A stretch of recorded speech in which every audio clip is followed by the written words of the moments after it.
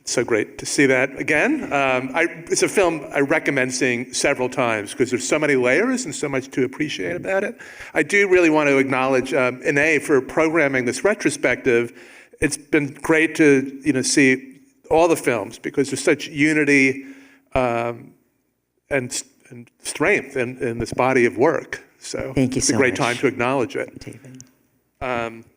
So I want to actually pick up on something that you said. There's a few things you said in the introduction that are really interesting, but you made this comment that you felt like you got away with this film or you stole it in a way. And I think of your character who's obviously both a cop and a thief. There's some connection there between what you're doing as a filmmaker. Yeah, because I feel like there are certain expectations, for instance, as an art house filmmaker who's coming from the developing world, the global south, certain film festivals in the West, major film festivals, have a particular aesthetic and sensibility that I expect, from a filmmaker like me who's come from the Philippines or is an immigrant in the United States, and something that's more rooted in realism, social realism in particular. And so for me, I felt like this was something that I didn't expect to get to make or to get to have the funding to. And also, I think a lot of people did not expect me to make this kind of film, especially after Lingua Franca. And it's interesting because over the last few nights, I've had the chance to revisit my previous films, and I've talked about an ambivalence, a kind of discordant relationship between, when it comes to my relationship to words, or sound in my previous films, in that my characters dissemble and dissimulate. They use words not necessarily to convey what they really feel or think, but they use words to obfuscate what they mean and to hide behind them.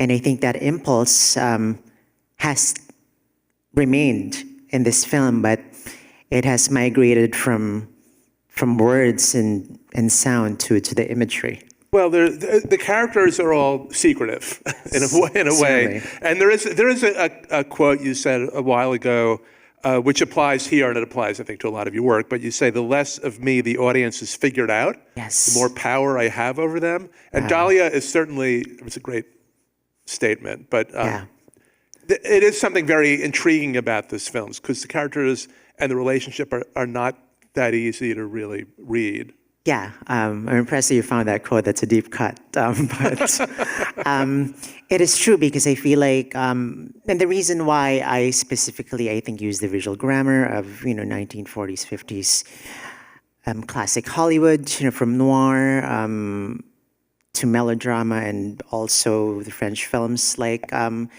Max Ophuls and Melville, but classic Hollywood in particular, because those were the genres, and that was the period when America consolidated its soft power, and it secured its position as an imperial force. I think by selling cinema and the movies and the idea of magic and glamour and fantasy and romance, and they always thought that behind the seduction and the beauty of those images was, and the myth making were the lies, that allowed America to sell what it wanted to sell to the countries, including the Philippines. For the first half of the 20th century, the Philippines was a U.S. territory and colony. And so I think I used that particular visual idiom and grammar to signal to the audience, if not perhaps that the lie, the fundamental lie behind these images, because it is set during martial law in the Philippines, where there are a lot of atrocities being committed against the citizenry, but we barely see any of the violence in the film. It's at most pushed outside the edges of the frame, and we hear it primarily through radio dispatches. Marcos essentially talking about how wonderful it is to live under his regime, news of the fire, just as these snippets. And it's because the film has protagonists who are part of the bourgeoisie. They're in the middle class, and therefore the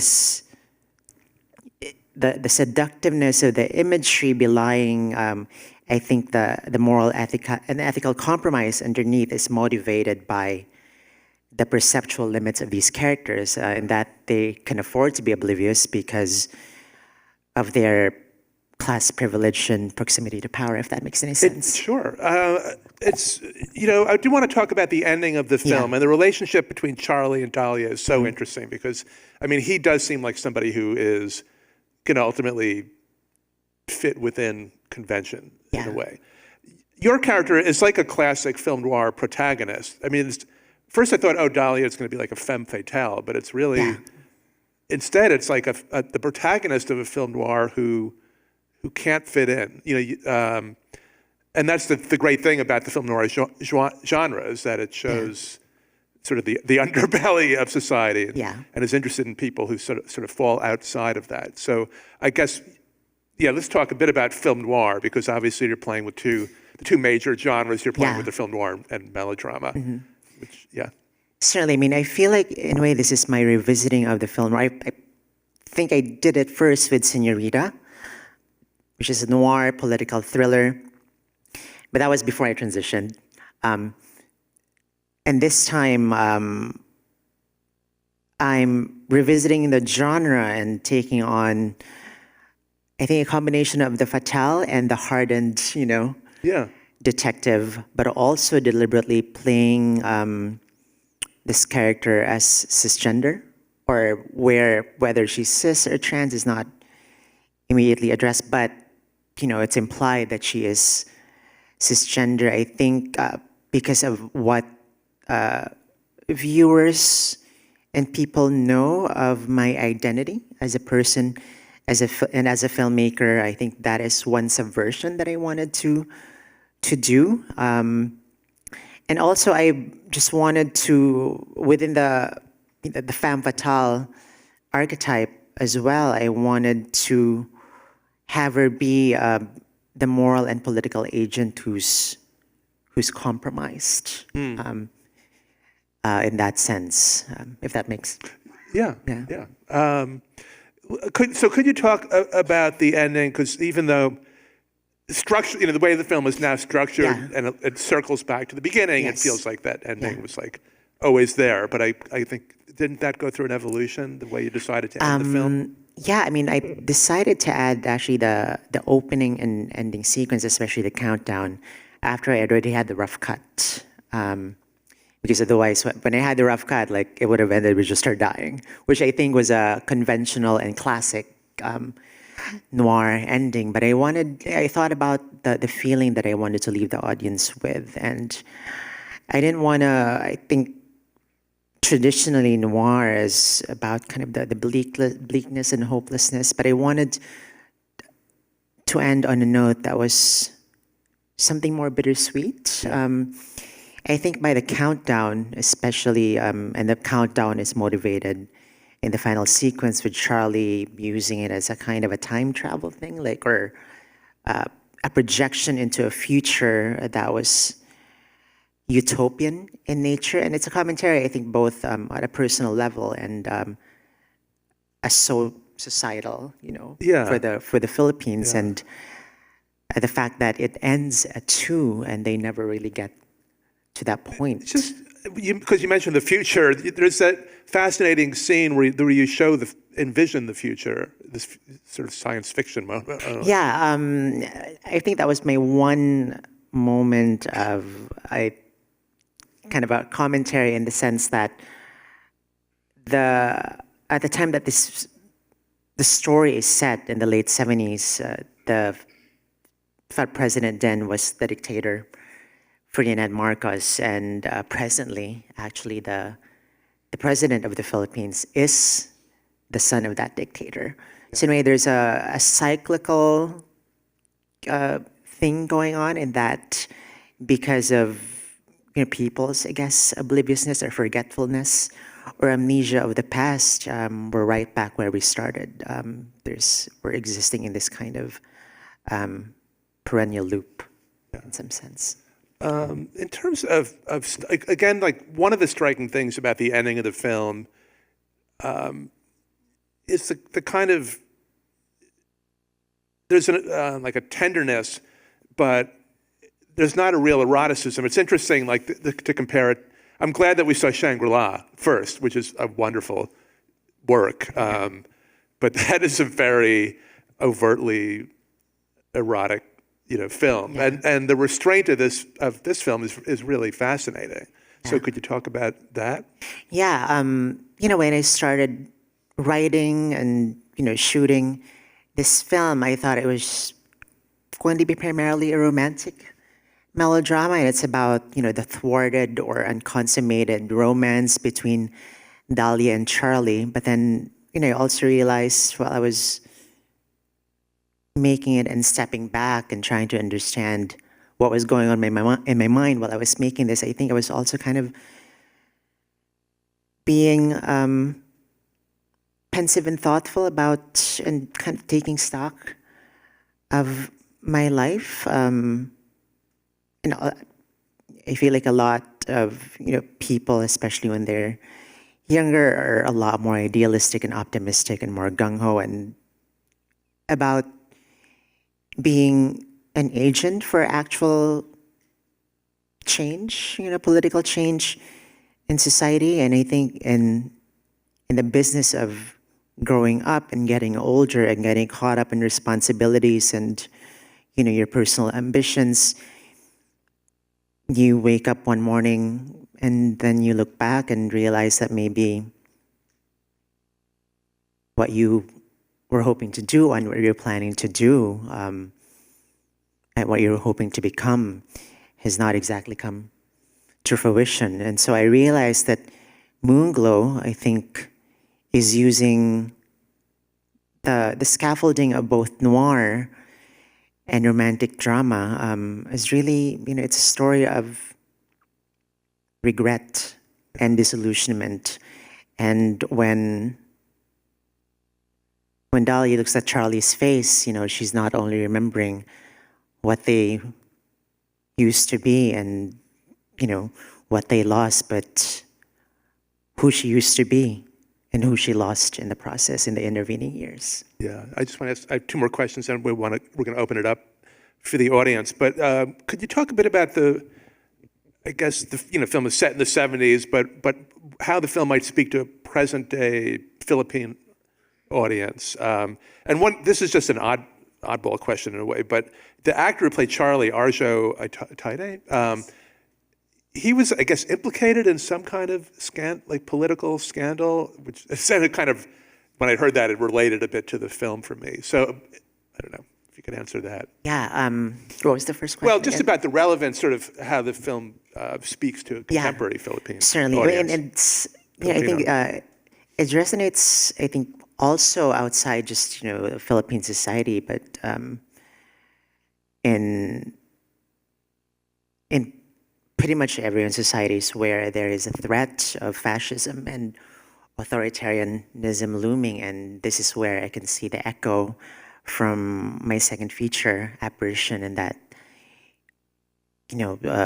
the worst thing that can happen in a society is not simply the active and deliberate act of violence and atrocities being committed by a regime, but by the indifference and apathy of the citizenry, especially the middle class.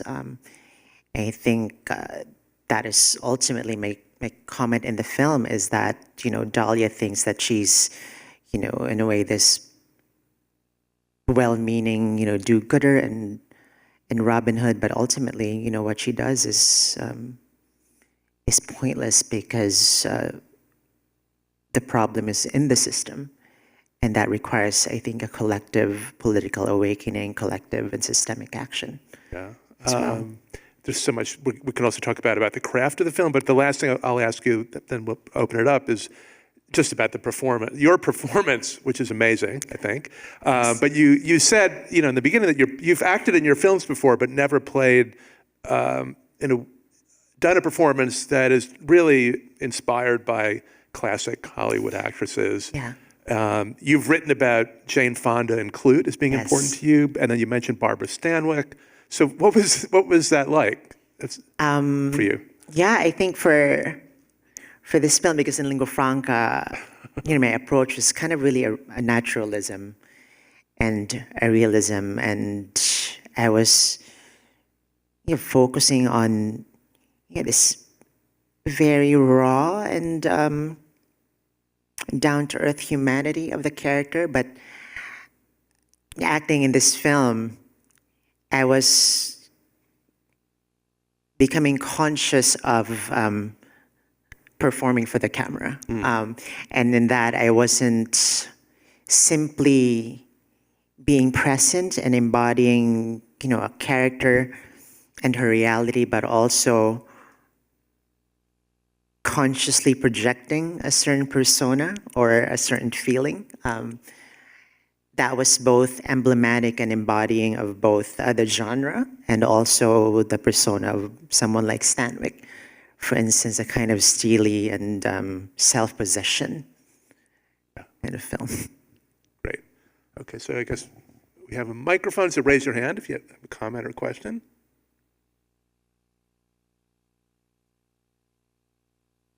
Oh, wait, I'm sorry, just wait for the microphone just because we are recording the conversation, so, yeah.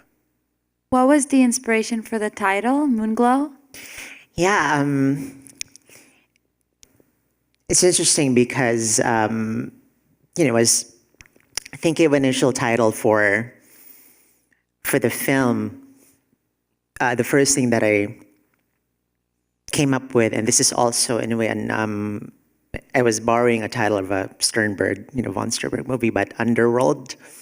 And then I thought of the imagery and the feelings and the mood that conveyed. I thought that was maybe darker than what I was hoping to accomplish. I decided on Moonglow because I felt it was evocative of both the melancholy and the romance in the film. And a critic friend actually pointed out to me afterwards that Moonglow is the title of a fake movie that Joan Crawford's character starred in Whatever Happened to Baby Jane. But I didn't know that until after the fact. That's great. You must have filed that away at some point. Yeah. Okay, there's a question down here. So just wait for the mic.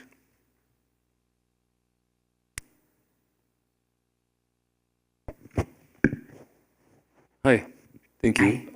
Speaking of the title, what was your maybe inspiration for having the title card in the middle of the movie? Because I've seen that before. Was it like a Pichapong moment or?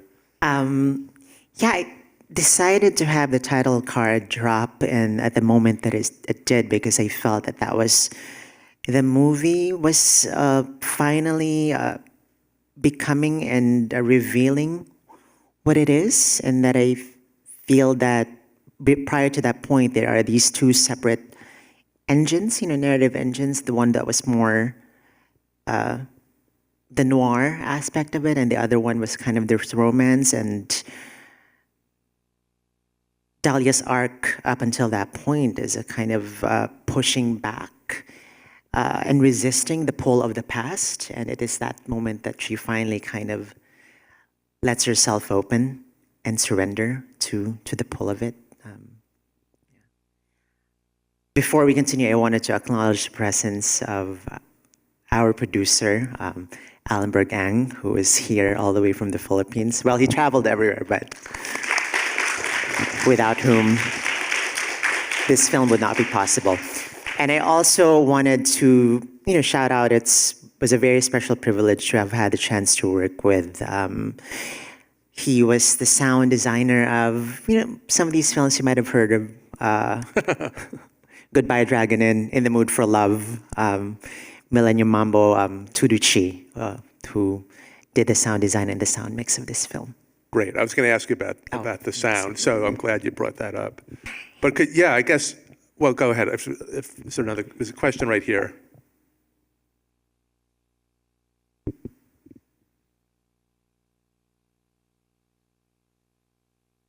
Hi. I was kind of curious about the sound as well in relationship with how you presented the film at the beginning, being concerned with this change in style, and we've talked a lot about the different genres of influence. And I think there's so many stylish moments, and I think the opening scene or this originary crime scene, there's actually an absence of any sort of score. And I think the way that I have experienced your previous films, the score kind of brings this sensuous, dreamlike quality that kind of takes it outside of time or transports you through time, which is happening very literally in this film as well. So I guess style and time and sound, and then also this timelessness of style, thinking about that as a construction, a constructed self, or a this artifice of film kind of paralleling this constructed identity in transness. Maybe it's kind of a little all over the place. Sorry, what was your question again? Just how you think about style and time and this positioning of moving through time in film. Yeah. Yeah. I was really thinking of it, as a trans filmmaker and as a trans actor. I think part of the project for me, there is, I think, a great, blossoming and expansion of, in the last few years, especially with, a tourist like Jane Schornbrunn, of what trans cinema is and what its possibilities are. I think I occupy a different dramatic and atmospheric place in that, spectrum. And so mine is veering more towards, a classical form and sensibility. And with this one, I'm really kind of, moving further back into classic Hollywood. I know I'm not answering your question directly. I'm kind of riffing here. But I wanted to, I guess, insinuate myself and infiltrate, these cinematic, the cinematic canon in terms of classical, for example, classic Hollywood, and how we can embody and but also at the same time redefine and reimagine these archetypes, specifically female archetypes. That was one particular concern and interest I had in taking on these genres, for instance, and for the music and the sound to be evocative of this different plane of reality, to signal the departure from realism and that we are entering, a space that felt more artificial. But, the irony is that, or the contradiction that too, is that although the approach acknowledged, embraced the artifice, there is a sincerity to the characters, in that I approached this character, without any irony or camp, and that I was, as a director, sympathetic to the characters and their plight. There's a way that you play with time also, just by, this is not the right word exactly, but slowing things down. Yes. There is and I always think of Chantal Ackerman when I see your films, but you're working in genre and narrative, but also making sure that we can sort of unpack every moment in a way. Yeah, and especially that's true, especially in the back half of the film after the conversation in the motel room. I feel like I'm really mining the tension and how almost the drama and the narrative compared to the first half, which is a lot more cutty, hewed closer to real time. Yeah. In the sense in that I was slowing down the time until that climactic confrontation at the end. Yeah, in terms of the rhythm, I think that's when I guess my natural sensibilities of having the drama play out more at a more deliberate and languid pace is really coming through. More, so down here, we'll go back there. Thank you so much for these past couple films. I was just wondering if you could talk a little bit about the role of fantasy, and especially the political role of fantasy. I'm curious why, like, a noir now, and also in this detective femme fatale character, the lushness of the whole movie, and also the bittersweet ending, right? This kind of utopic imagining of a future together. It's like you mentioned Hollywood fantasies, which are also one of the ways that the U.S. sells empire, and also you mentioned Lino Broca at some point. So like these realist films. I'm curious what you can talk about. If you could talk about this approach with the artifice and the fantasy, and maybe what that offers us imaginatively or politically. Yeah, it was in lingua franca when I started exploring, by taking on the subjectivity of this undocumented Filipino trans immigrant. It was through exploring her inner emotional, sexual, imaginative life that I was able to, I think, convey and assert the agency and selfhood of this character who is otherwise peripheral or marginalized. And I think that was my way of puncturing or at least subverting realism, because I feel like social realism, for instance, has a way of distancing us from the subject and reducing that subject to perhaps, or at least dehumanizing that subject enough. And that was how I approached, I think, my insight, what I learned from making lingua franca, and how I like to think I imbue this character with humanity by suggesting and evoking, what's going on inside, and more than just what we can see from outside. That is also what I wanted to do here, but this time, again, as I said, that I'm taking on the visual grammar of, to me, a politically compromised genre. I'm inviting the audience not to take the fantasies and the interior life of these characters at face value, but to question them.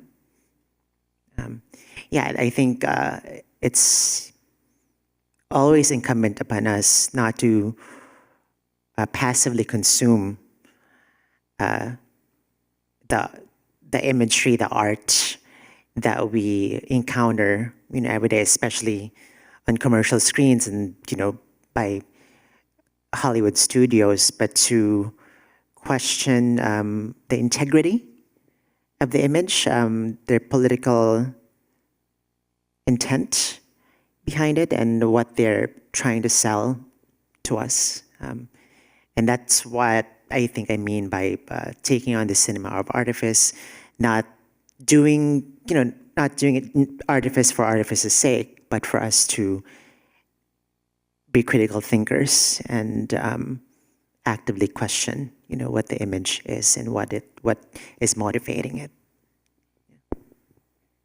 I want to make sure I give you a chance to say something about the 2 films you program tomorrow, which include The Earrings of Madame De, which is one of the all-time greatest movies ever made, I think, and Les Samurai, which is up there as well. So could you just say why you chose those? Yeah, I think Les Samurai, I identify with that film and also with Melville very much, in Melville's attention to process and methodology. And this is true, of course, in other films like Le Cercle Rouge, for instance. That was also a film that I was thinking of for the series, and that, there is a real, I think, a passion for and just focus on this one, and also being a solitary hero who is very,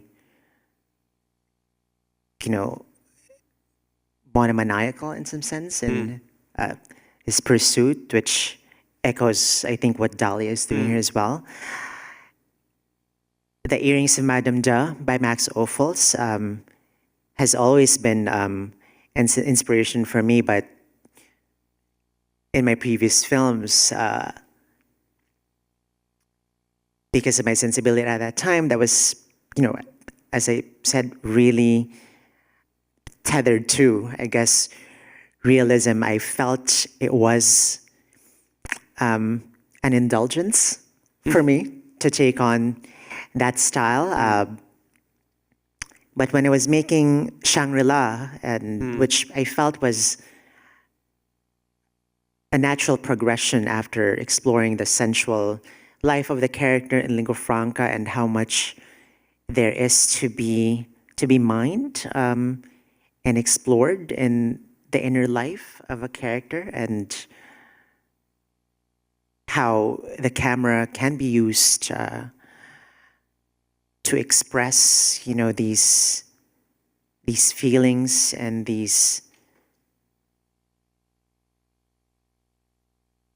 inner workings of a character by how expressive it is. Yeah. I love the breaking into a church to do a fake confession. It's Yes. perfect for you.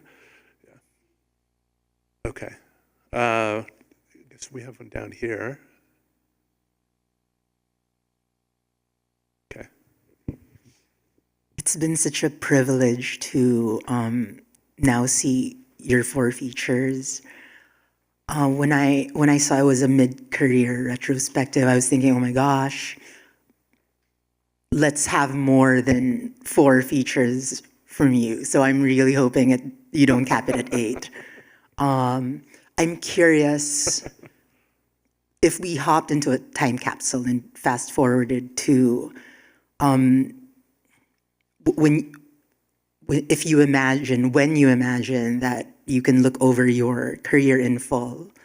I'm curious what, besides the worlds that you wish to share with the world from your imagination, I'm curious what are the things you feel you would want to leave as a legacy to the world in terms of your body of work, just your way of being, and really how you have moved the needle forward with just being you. Wow, You have to get ready for your Lifetime Achievement Award. This is like a Miss Universe pageant question.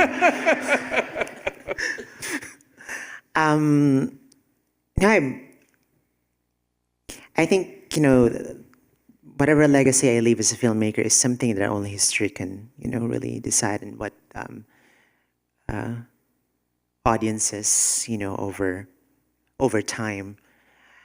I'll say, I think right now people know me as, the trans filmmaker, trans auteur, because of the achievement of lingua franca.